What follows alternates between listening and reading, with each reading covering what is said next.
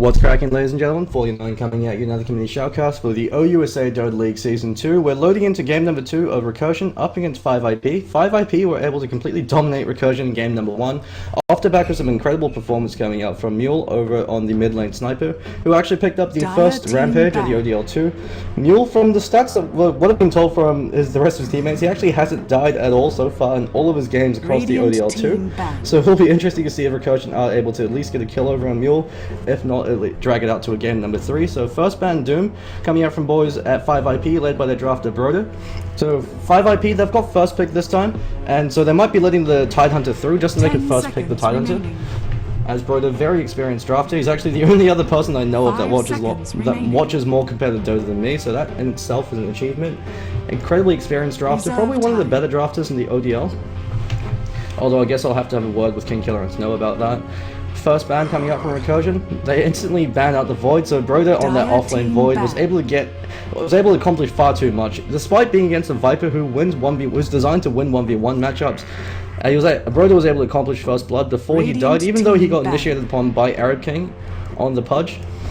And so Broder, once he's able to get a good start, he can completely dominate the game, raise the second ban and immediate first pick Tidehunter. So now they're going to have an offlane Tidehunter, and being Diasat as well makes it even better, since Tidehunter, if for whatever reason if he shut down, he can find his recovery farm by stacking the Ancients. And so second ban Lycanthrope, Wolfcant's favorite hero, and first pick Bat Rider coming up from Recursion. Bat Rider is a hero that hasn't been seen as much as a result of all the nerfs he's received. His lasso range has been significantly nerfed, so basically melee now, you have to be right on top of them, as well as the fact that it costs 75 more mana to compensate for the fact that Blink Dagger no longer costs any mana. And so Bat Rider, if he's unable to get a 13-minute Blink Dagger or to really start to recover his farm, he tapers off incredibly quickly. So Tidehunter and the Shadow Shaman. Invoker is the second pickup from Recursion. Invoker, I like to call this hero the new team's curse, since teams seem to pick up the Invoker because Invoker gives you a lot on paper, but the disadvantage of the Invoker is he's a semi-carry hero. You have to have a good Invoker player that can win his lane, and you also have to build your team around him to have get an Invoker enough space so he can become effective. And it's the reason why you only ever see Quas Exalt Invokers now, is it gives you a lot more early game assurance and being able to win your lane, so you've got a lot more base damage with the Exalt. And you could at least go transition to the Zoo build once you get a few points up, if you get the double Cold Snap. The double Fold Spirit, with the Necronomicon. And with the Sunstrike, you can participate across the maps. The reason why you don't actually see Invoker in the mid lane all too much now is because in a 1v1 matchup, there are so many heroes that beat him. Almost every mid hero in the game, dedicated mid, will be able to beat Invoker or at least make it very difficult for him. Scarith Mage, third ban coming out from 5IP. Scarith Mage works very well against the Shadow Shaman, especially since if he doesn't shackle the Scarith Mage, you can just drop an easy Mystic Flare in his face. Works very well against the Titan, since if he blinks in, if the Scarith Mage has got quick fingers, you can actually Ancient Seal him before he ravages. Tinker, fourth ban, just because they've got the Radiant side advantage. Mirana, third ban coming up from Recursion. Very surprising they chose to ban out Mirana. Mirana Shadow Shaman, you can run it as a support duo since you got Shackle into Arrow, so it's not too bad. But Mirana as a whole, you very rarely see her in the core position, so now it's only a support hero. So Mirana Shadow Shaman can work as a support duo, but there are definitely better ones that you could go for, just because you're waiting on Shadow Shaman to initiate with the Shackle. So Bane Mirana works a lot better because Bane Elemental is a lot faster, and its cast points quicker with the Nightmare compared to the Shackle. And Anti-Mage actually being banned out by Recursion. The Slardar third pick, so we're going to be seeing a core position Slardar going to be that one position role in the tri-lane, with the Bat Rider off lane and the Invoker mid. So third pick coming up from 5IP will be interesting to see what hero they decide to pick up now. They can always decide to pick up someone like Templar Assassin. If you pick up a Templar against an Invoker, Invokers has to go across Exalt if he wants to find any kind of farm. And even then, Templar Assassin still beats him. And so Invokers forced to skill Exalt regens just to make sure he doesn't completely lose. But even then, the best he can accomplish is breaking even, since the Templar Assassin should be able to completely stomp him. And we've actually seen an Abbadon pickup. So Shadow Shaman Abbadon, my favorite support hero in the game, just because he's a goddamn Nazgul. He could debuff any CC coming towards you with the Aphotic Shield. He could get up in your face with the Curse of Avernus, and he does a surprisingly high amount of damage with the Curse of Avernus as well as the Mistcoil. The fact that he could constantly engage on you and be up in your face and not give a damn just because you can't really kill him unless you devote a substantial amount of resources. He's constantly drawing fire, and so that's why the Abbadon's so powerful, especially if you're playing defensively. Abbadon also works extremely well against the Bat Rider in the sense that if he lassos a target, if Abbadon's fast enough to be able to get the Aphotic Shield off, it will break the lasso. But of course, once Batrider gets the Force Staff and he gets that Skyhook combo, we could blink in, lasso, and Force Staff himself out. That becomes substantially more difficult for the Abbadon to be able to land the Aphotic Shield. But that being said, Abbadon can also build towards a Force Staff of his own. So he's a very powerful hero, if a bit rigid, in the sense that you can't really rotate, you can't smoke and rotate with the Abbadon. You could TP in defensively, but you can't TP in aggressively, so you have to pick an aggressive carry. So we could be seeing someone like a Weaver for 5 IP to work well, since it work well with the Shadow Shaman as well as the Abbadon. Shadow Shaman gets a shackle, Weaver gets a free kill, Weaver can dive with the Aphotic Shield, and so it means the Shadow Shaman can be heading off to pull and stack amps, or to be playing very aggressively to zone them out. Pugna pickup coming up from Recursion. Pugna's a hero that hasn't been seen all too much, despite the fact that he actually works very well in the current meta, with the emphasis on 5-on-5 Deathball lineups. Pugna punishes that with the Nether Ward. But the biggest issue with the Pugna is you have to run him as a core position hero.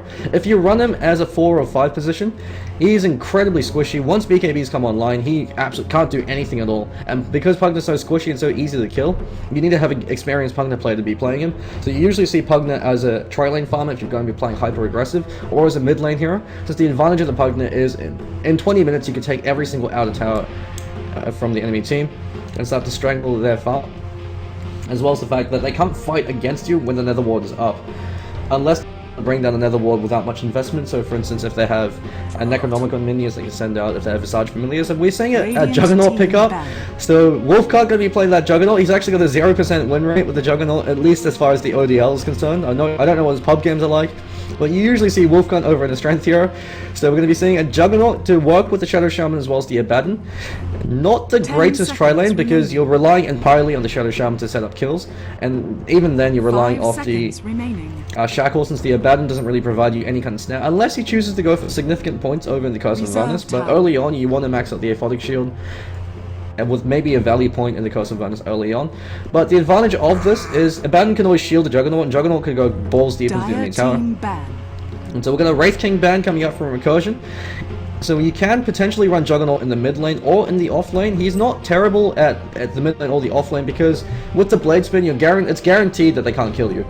So long as you play intelligently, and if you have a safety ward to make it even easier. If you start with boots, just with the Blade Spin, you can ensure that they can't go for any kill attempts. You can just hold on to a TP and just Blade Spin TP back home if you really want to. In the mid lane, you can use Blade Spin to control the creep wave, get runes, and then try to win the game that way, especially if you get a fast Omni Slash up.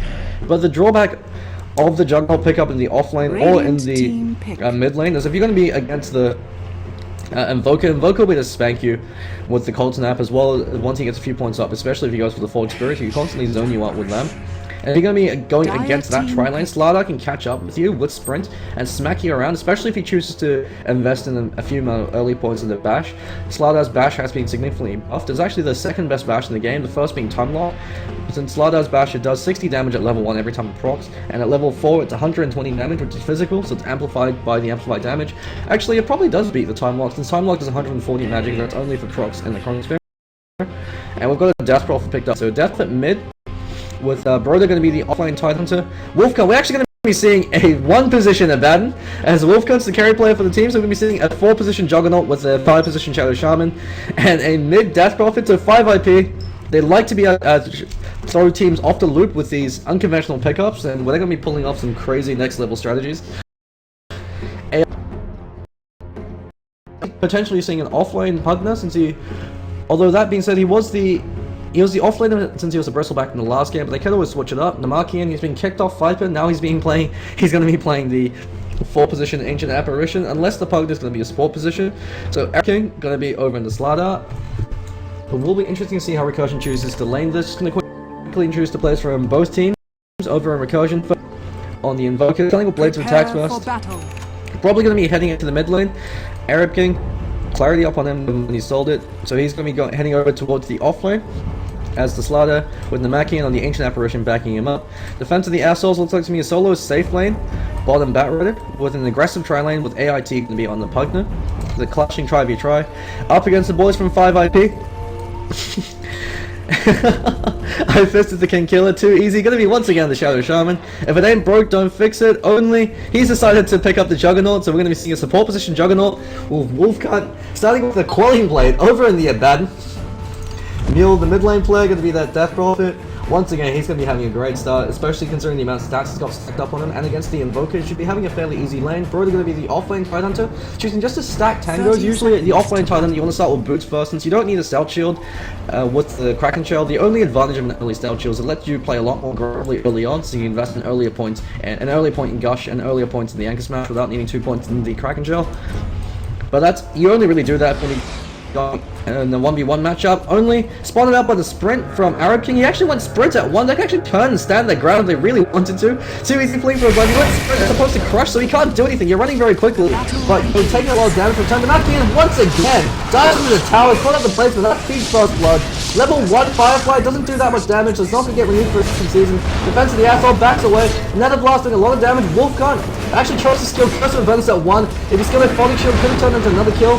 Mule is now rotated in, he wants to join in the front. Arab King, he sprints away, but Mule might be the catch, but never mind. Looks like there's another kill as Defense of the assholes caught up with the Shackle. AIT drops a Nether Blast, but he could be feeling another death as Mule throws out Crypt Swarm, one more right click, and too easy get the kill. 3 for 0.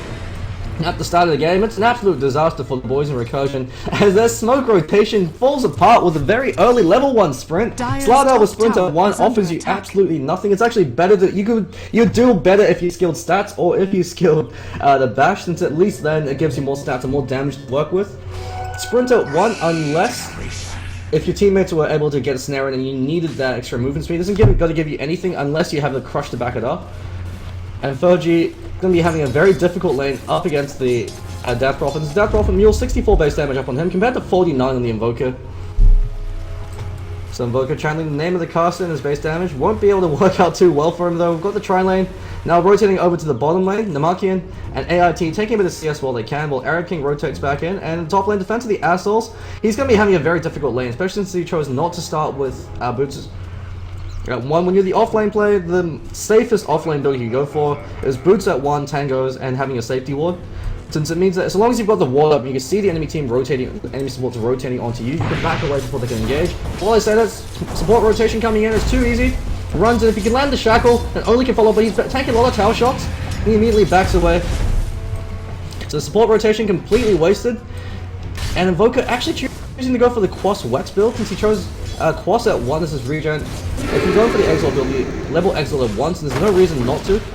And with 2 points up in Quas, he's got 0 base damage to be able to help him contest with CS up against Mule, who's absolutely dominating the mid lane. The advantage, however, of the Invoker, if you go for the Quas regen, is just through the sheer Quas sustain. It's going to make it difficult for the Death Prophet to bully you out of lane, so she's otherwise able to rely on the Crypt Swarm as well as a few cheeky right clicks here and there. But Mule, bottle already up on him. Fergie, there's a haste rune, he knows it's there, it's been pinged out, but too easy, he's sitting there, he's camping and he picks it up. He can actually choose to rotate mid if he really wants to, so there's no value point in Wex. But it looks like defense of the assholes, he has to be very careful. If he gets called out by too easy shackle, Wolfie as well as Only should be able to clean him up.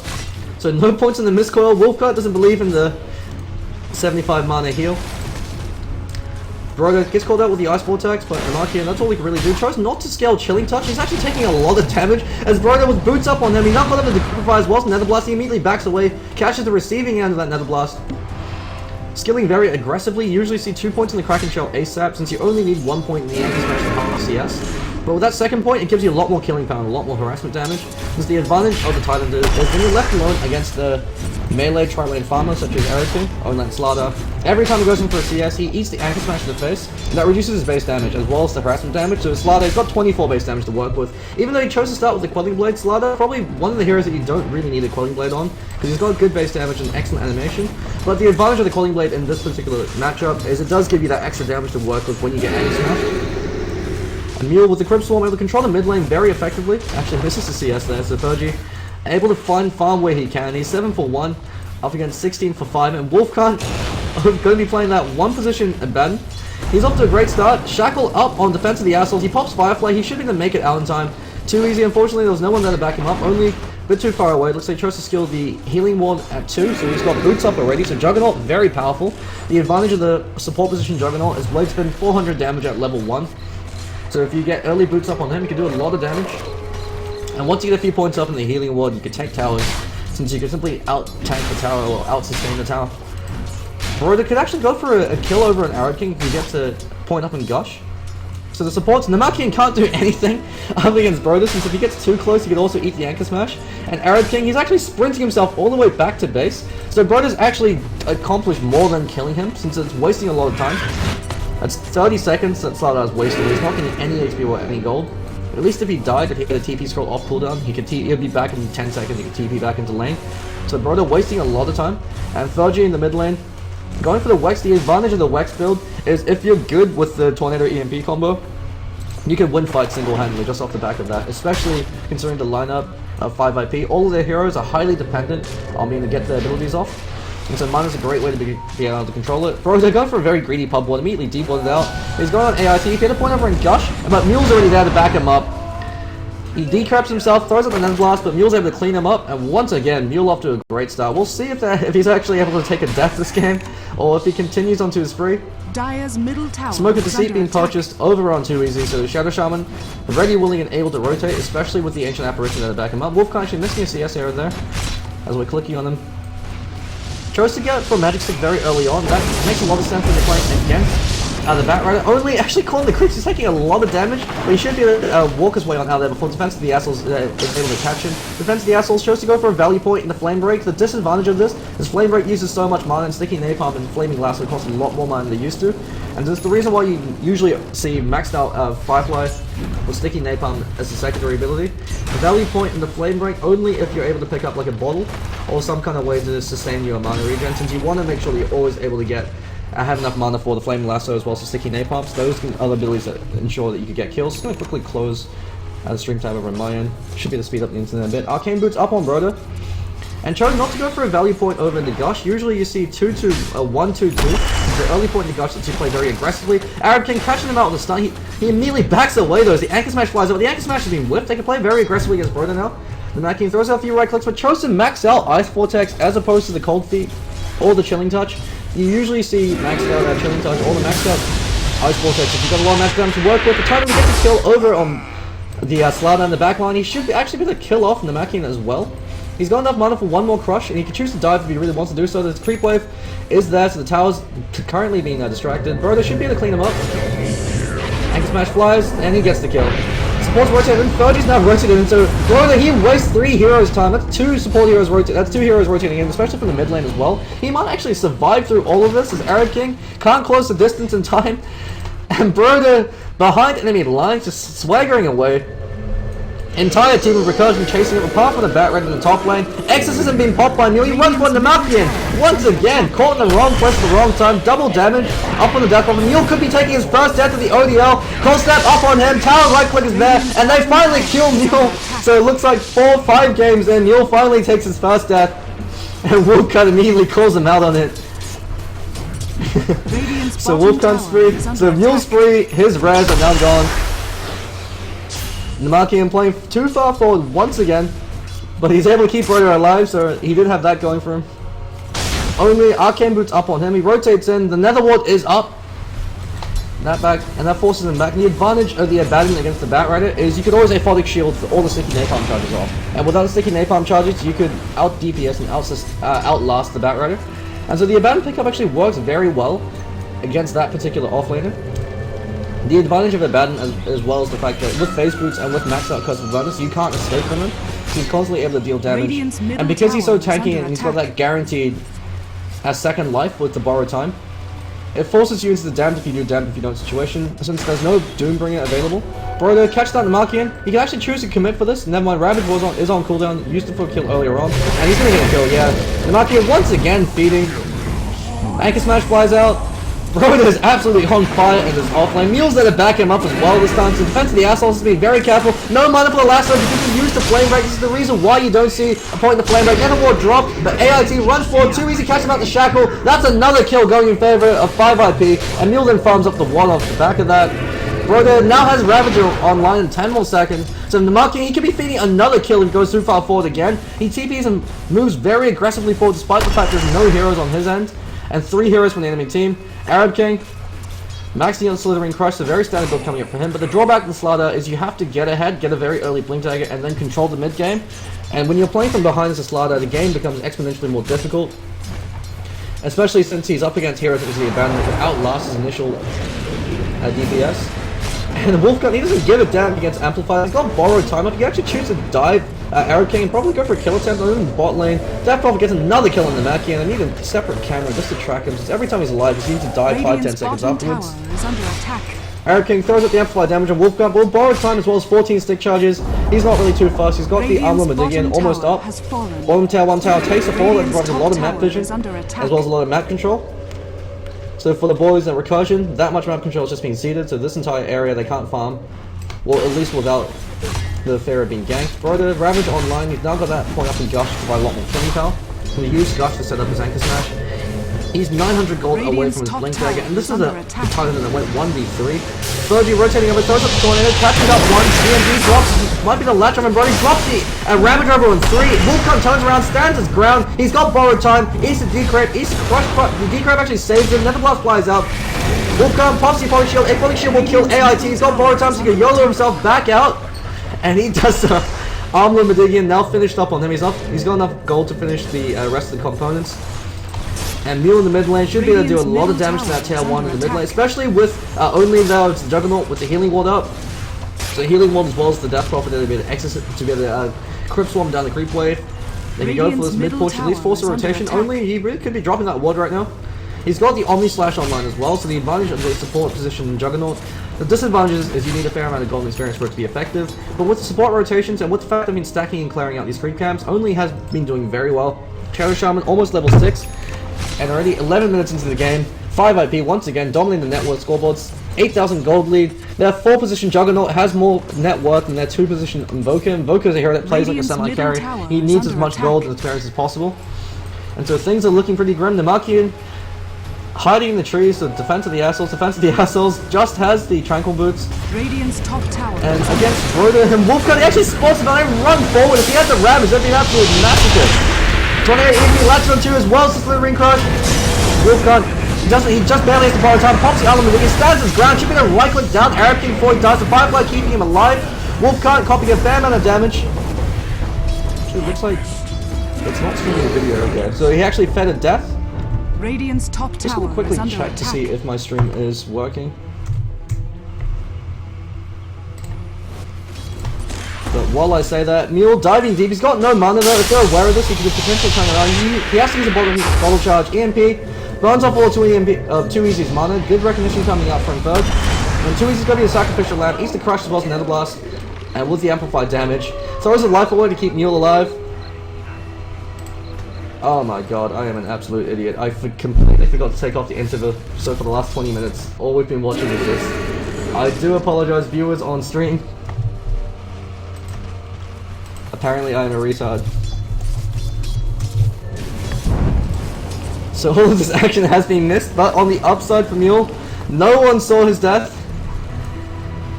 And we've got a free-to-play call coming out. Namakian fleeing for his life, Wolfgun decides to be merciful, lets him live. Armor Madigan up, he's got the Morbid Mask. So it will be interesting to see what he decides to build that into. Usually, if Abbadon could be playing more of a core position role, you want to go for the Vladimir's offering. It gives you the armor which Abbadon severely lacks. He can actually dive this right now. There's nothing they can do to be able to keep themselves alive. Borrowed time is up. Wolfgun decides to back away. He doesn't want to waste his borrowed time just yet. He cops a fair amount of damage from the Nether Ward. Only waiting in the wings. He's got the Omni Slash. Still hasn't had a chance to use it yet. Too easy in the mid lane. He's just trying to leech as much HP as possible so he can get level 6. Arab King's there, he needs to get his Blink Dagger, choosing to go towards the Armlet Madigan instead. So that really delays his immediate impact. Because if you're running into the team of 5 then even Omni Slash will be in the Mass Serpent Wards as well as the Exorcism. And so Arab King, the Slardar pickup hasn't really been able to accomplish anything so far. But the advantages, I mean, aside from the death on Mule, but the advantages of the Slardar is if you have another form of physical DPS, the amplified damage means that he doesn't necessarily have to be your only form of physical DPS. Mule throws out Crypto, gets caught out the lasso, EMP burns over on him. Too easy, immediately turns around, trying to help his teammate out. Uses the Exorcism, unfortunately, eats the Nether Ward damage, and he takes his second death of the ODL2. Too easy, unfortunately, unable to help out Mule. Wolfgun runs and Ravage flies, unfortunately only catches out on AIT. Broider, bit embarrassed coming from him, catches him out with the Anchor Smash, and the Makia once again takes a fall as Wolfgun just smacks him down. Well, that Nether Ward doing a lot of work. Mass Serpent Ward's been dropping too easy, coughing a fair amount of damage in return. Mass Serpent Ward should be able to clean up the tail one tower, unless they're able to get a deny. Everything gets the deny. Broder runs forward, doesn't have enough mana to do it. Control too much. EMP doing so much work in this fight. Wolfgang heals all the way back up to full, off the back of his borrowed time as well for Life Drain. Life Drain still up on him. Too easy runs forward, turns around the shackle over on AI, immediately breaks it. Wolfgang pops the Aphotic Shield once again, he's playing very aggressively. Backs off, looks like he's going towards a Mask of Madness. So when you play a bad, you might as well go all manly, and only during all of that, just farming up his Blink Dagger, not participating in that gank. But with the Blink Dagger up, Juggernaut can blink in to use the Omni Slash or blink into the spin. And so it provides Juggernaut a huge amount of utility as well as a large amount of kill power, since you don't necessarily need to build damage on the Juggernaut in the early stages of the game. Through the Omni Slash and through the Blade Spin, you deal all the damage you need. Still can't believe I've been broadcasting for 20 minutes. So through the entirety of the draft and the first 10 minutes, there was no video. I do apologize for that. Arab King, his farm hasn't been too great in terms of net worth. He's actually the lowest of the 3 cores, which is very surprising considering the fact that he should have had the best amount of farm with all the support investment there. The Invoker against the Death Prophet he should have known that he was going to lose that lane, especially since he chose to skill Wex. So Abbadon, the max out curse of the Vernus, if he is able to get a hit on the target, go for a kill. Florida blinks forward, gushes defense of the assholes in their face. Only can blink forward to fire with the Blade Spin if he wants to commit to this. Chooses not to blink. Very questionable decision making coming up from Only. Netherwall being dropped, Broder takes a lot of damage. Wolfcant cleans up AIT in the background. Only could have at least made that another kill if he blinked forward with it before he spun or spun and then blink. But he tries to hold on to his Blink Dagger, still hasn't used his Omni Slash yet. He's got the Healing Ward, so he can deploy that now, especially with the Exorcism being used. Ice Wall being used to at least delay the push coming out from 5 IP, or at least prevent them from diving past the tier 2. But Arab King runs very far forward, he wastes his crush. Only could be blinking into the engagements, still choosing not to. He's the Fire Buff, the Healing Ward's there, Healing Ward being micro now. But with the Shadow debuff over on Only, it's not going to do anything for him. Broder, he's got Ravage online as well, so Blink Dagger, they actually cancelled it, blinks forward, catches out, 3 with the Action Smash as well, as the Ravage pulled out the playing last year. Now Wolfgun there, he's trying to get the fully shield off, fortunately Broder takes a fall, playing a bit too far forward, Wolfgun pops borrowed time, he actually stands his ground, so it should be the kill third in time. Omni Slash now comes in from Only, late to the party, he's able to clean up Arab King off the back of his Blade Spin, so he gets that double kill, so he finally shows up to the party. Fashionably late. TP online for him, so he can go all the way back home. They bring TP back out in terms of the gold lead. 12,000 gold lead in favor of the boys from 5 IP, and 7,000 EXP lead. Smoke of Deceit being purchased on the Invoker, that's a desperation smoke. Phase Drum up on him, so he's got the items that he should be building towards. Probably wants a 4-star up against this lineup. But the fact that Slardar hasn't accomplished anything, they needed an early blink on the Slardar so they could help set up for the rest of his team, or an early blink on the Batrider, but either of those two heroes, Batrider still doesn't have his Blink Dagger, and we're 17 minutes into the game. If he decides to jungle, it's going to be another 2 minutes before he's able to farm it up, just because his jungling speed has been significantly reduced. The fact that he opted for the early point in the Flame Break, it has helped him out later on, but in the earlier engagements where he wasn't able to get the lasso off, because he burned through all his mana. So it's showcasing the reason why you usually don't go for a point in the Flame Break. We've got the heroes from 5 IP grouping up, and it looks like a smoke was just being deployed. 5-man smoke rotation coming up from the boys of 5 IP. They decide to rotate over their Ocean, so just a little bit of the distance moved. But to make sure the enemy team has no idea where the hell they are. Too easy. Playing very far forward, places a very aggressive board. Sentry unfortunately is there from the Radiant side, so they've immediately spotted that out, so they know that he's smoked up, so that's the only way that he can drop a wall without being spotted. Regen room, things out now. Abbadon picks up the Aegis of the Immortal, looks like he's going towards a Cranium Basher. Bloodstone now up on Mule. They're choosing not to go for the Eul Scepter, instead going for the Bloodstone. Usually I do prefer the Eul Scepter as the first big item over the Death Prophet, because it gives you the highest amount of survivability as well as the highest amount of DPS. But Bloodstone, if you could get it by 20 minutes, is very effective if you're snowballing. And usually since Mule isn't the one dying, he's able to build a lot of charges, but do prefer the Eul Scepter build, because it gives you a lot more utility with engagement. Since it purges off all debuffs, you can actually use it If you get caught up the amplified damage, you can use it to purge it off. Dire's top So if the tower is under Slardar attack. rushes himself forward, amplified damage, and you're about to get a crush off, you predict when he crushes, you'll set yourself up to waste the crush. If you got exorcism up, he's eating spirit damage the whole Radiant's time. middle tower But is under attack. the boys from Recursion, they can't really Dire's defend top this, especially with no tower is under initiation. attack. Especially with Broder playing so far forward. And Juggernaut only actually cleans up a kill on the Marking in the top lane, so he's able to show off that blink tag against Pugna. Wolfcon playing very far forward, he's got borrowed time and the Aegis, so he doesn't really give a damn. Last through over on too easy, so they should be able to kill off the Shadow Shaman on the back line. Stands his ground, able to kill the ward before he dies. Hashtag support life, Eric Kington falls, Wolfcon cuts him down. And he blows up the Aegis just so he can come back alive at full HP and full mana. Defense of the assholes, no lasso up on him, and no Fireflies, not put up with the gush. Never blast flies up, running taking a lot of damage, but Wolf can't get the triple gun, should be an ultra kill, as he ensures that Mule doesn't steal it with the miscoil. Under attack. Master Mandus, Armlet on Medigian, Abbadon doing a lot of work. Radiant structures are Calling out the fortified. Machian to feed him a rampage just so he can be on the same page as Mule.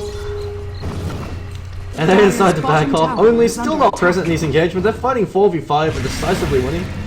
But at least he was able to get a clean-up kill over in the Ancient Apparition. He's got his Cranium Basher now up. Dire's bottom tower is under He attack. pops his borrowed time on neutrals, trying to find his farm where he can. But with the lifesteal from the Master Madness, he should be good to go. Too easy, he has almost enough for his 4-staff. Didn't manage to kill the Netherlord before he died, so good recognition coming out from Shadow Shaman, knowing that he's going to die regardless, so he should at least accomplish something with his death. Aghanim Scepter almost finished over on only. Been playing very selfishly over in the Juggernaut, hasn't really been participating too much in these ganks, and could have achieved a lot more for his team with that Blink Dagger early on. But that being said, he at least has been achieving a fair amount. Ancient Apparition, Ice Blast flies, Wolfcut.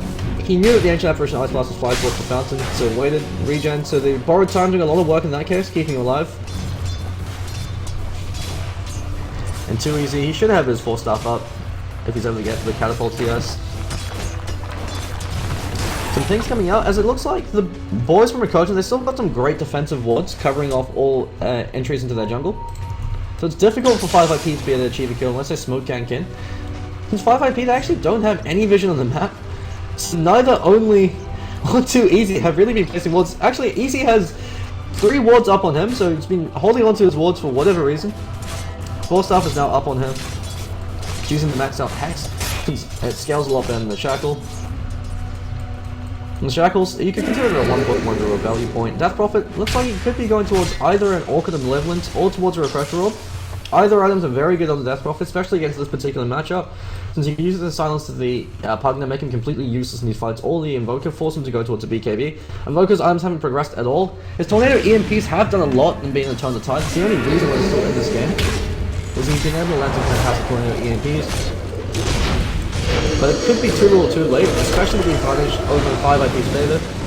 Correct time over on Wolfcott Tornado with EMP should get a catch out too. Last through over on Twisty, never mind, put out with the Ravage. Great recognition coming up from Broder. Wolfcott smacks him down with the bash. Omni Slash line in the background only cleans up the kill. Broder able to clean up the back as well as the Arab King over the Slardar. Wolfcott smacking away the tier 1 at the melee racks. Healing Ward up as well as the Mass Circle Ward and the Exorcism. You can't fight into the Death Ball of 5IP. AIT, thinking of it, throws out the Nether Ward, but with the Healing Ward up, they can take another set of towers. Especially with the Exorcism just wearing off. So Mule's back at full HP. Wolfcon standing around. Healing Ward hasn't been stopped. Too easy, runs very far forward. He actually going to be feeding his life away. Ran forward to get that shackle off. Unfortunately, none of his team was there to be able to capitalize on that. Only chose not to blink him since he wasn't in position. Arab King, he's back up. And 5IP should probably be backing away. They don't want to throw away their lead, especially with the fact that the game is in their hands. The only way to lose this game is if they decide to throw. Only. No, Omni Slash, he blinks himself back out. He's got the Aghanim Scepter now available. Goes high, the Wolfgun goes low, gets a kill on AIT in the background. Borrowed time is still up, EMP flies, catches up Rogue. Brody's completely useless now. Wolfgun burning up. Brody's going to be the sacrifice. Mule also fleeing for his life. He's standing in the Firefly, taking a lot of burn damage. The Recursion choosing to back away, respecting Wolfcut on the Abbadon, even when he's at a completely low HP. And Broder saying team don't listen. He's not too happy with that. And only once again, playing very far forward on his own. Not really where his team is. So one-man army coming up from the Juggernaut. But at least he's not feeding, so he's got that going for him. Each blow sharpens my blade. Blink Dagger online, actually taunting in front of the tier 3 in the bottom lane, then blinks himself back out. Abbadon stepped up on him. He probably should be the one building towards the Vladimir's offering for his team now, especially when you've got a melee carry with the Abbadon.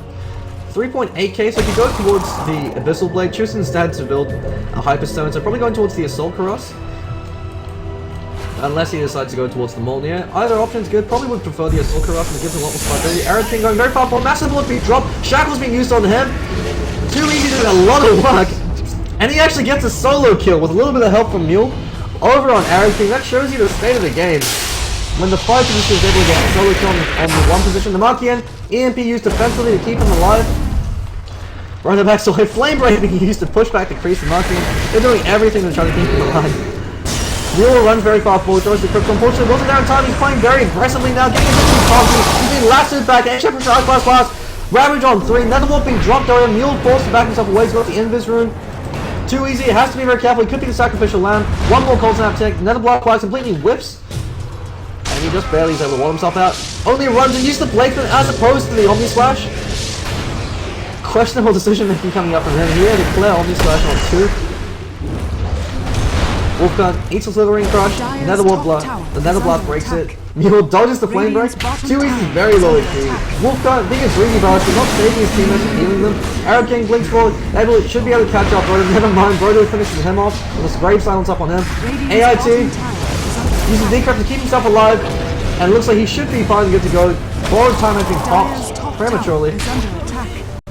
Ancient Apparition actually kills up too easy, so support beats support. The Markian finally gets a kill.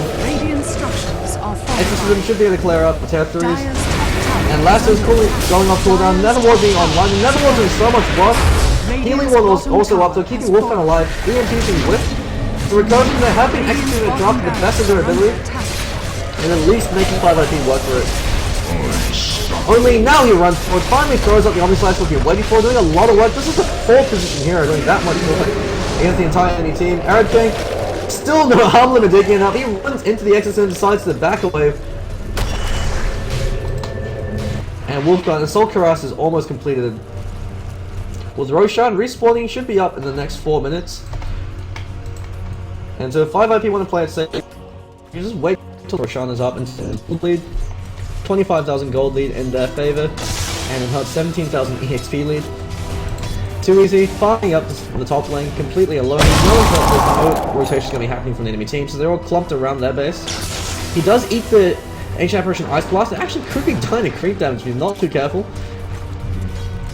If he took a bit more creep damage, he actually might have shattered there, so playing very careful. Juggernaut going to be going towards the Refresher Orb. So utility being damned. I'm going to be playing as another core, so the quad core lineup of 5 IP. Needed one more core, but too easy. He's been playing like a core, getting some solo farm of his own. Probably going to be wants to go towards the Blink Dagger, so he's holding onto his gold. Actually ferrying himself as healing self, so he can stay in lane and get as much farm as possible. Mule Refresh Robe up on him, so it means that profit when her Exorcism down, that's when you take a fight. Now the Exorcism's always going to be up. Unfortunately, it doesn't stack, since that would actually be straight out overpowered. But it means that it's like having a Brewmaster. With a Refresher Orb, there's never a timing window to take. But the disadvantage of this is it doesn't really give you any immediate impact, since if you pick up a Shiva's Guard, it lets you pull it off. But it gives you more strategic positioning, it gives your team a better timing window, but it doesn't give you much impact in engagement. Obviously, Slash flying out only should be enough Arid, especially with the Cryptform flying out from him. Brodo leaps forward, rushes him in the face. Takes a lot of damage from the Netherworld. Only actually got to be very careful. He eats the Ice Blast, that would be enough to kill him. The Healing Ward's there, he dodges it. Wolfgun running very far forward. He's got the Borrowed Time. Borrowed Time pops, but unfortunately he's not able to heal him because he's got the Shadow debuff up on him. But the rest of the team's going to back him up too easy. Forced up himself out of the Ice Wall. A 3-man Ravage. The Markian once again is going to be throwing his life away. Screws clean him up. Only brings forward with the spin. This time he's playing a bit more aggressively. He's able to clean him up, and GG being called. 28 minutes in. Mule takes 2 hits, so his 3 has been broken. But 5 IP, some very unconventional strategies, able to